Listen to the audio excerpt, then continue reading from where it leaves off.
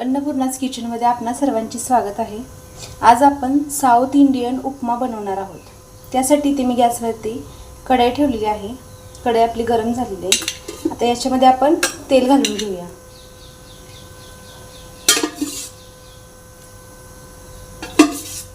इथे मी 3 चमचे तेल घातलेले आहे। गॅस आपण बारीक करून घेऊया। सर्वप्रथम मी शेंगदाणे तळून घेणार आहे।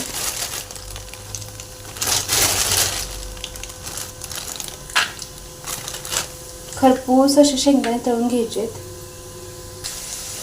शेंगदाणे आपले तळलेले आहेत। आता आपण ते काढून घेऊया।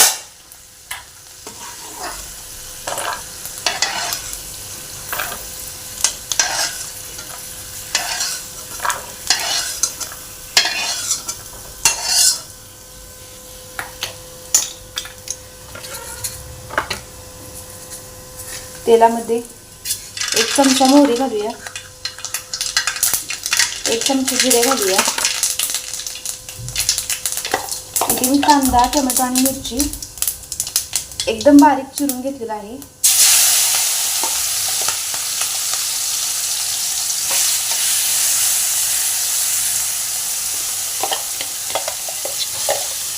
एक टोमॅटो आहे, एक मोठा कांदा आणि 4-5 हिरव्या मिरच्या घेतलेल्या आहेत।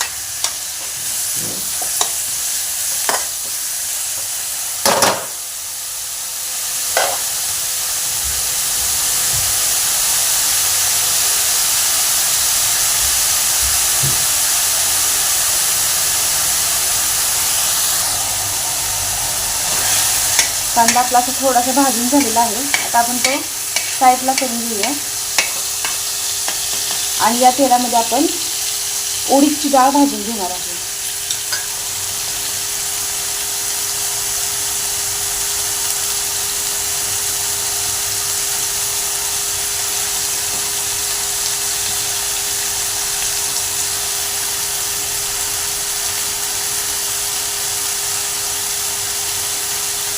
त्याचबरोबर थोडासा कढीपत्ता,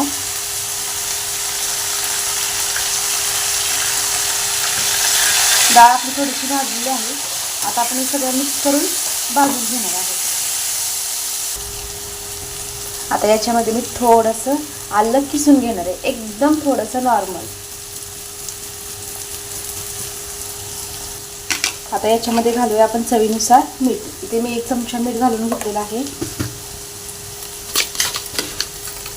आणि एक छोटीशी अर्धी वाटी साखर घालून घेते।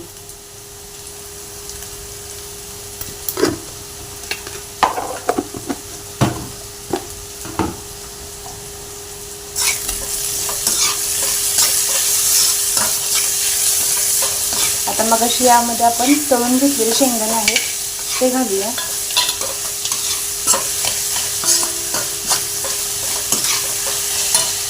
आणि याच्यामध्ये 1 तांब्या पाणी ओतून त्याला उकळी आणून देणार आहोत।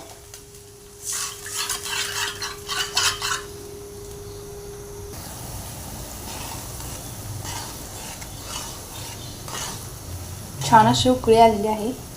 आता इथे मी 1.5 वाटी रवा आधीच भाजून घेतलेला होता। आता आपण याच्यामध्ये रवा घालून घेऊया।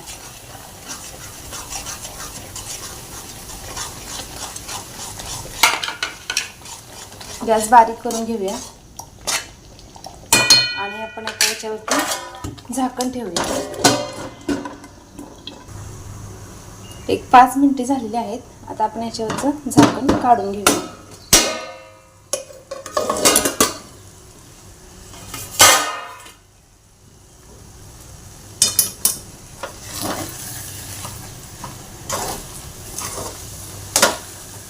छान मऊ लुसलुशीत असा आपला साऊथ इंडियन उपमा तयार झालेला आहे।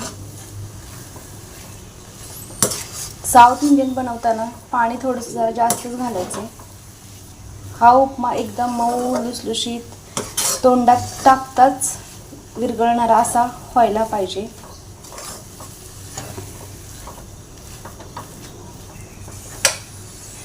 खूप छान असा आपला उपमा तयार झालेला आहे। आता आपण याच्यावरती कोथिंबीर घालून घेऊया।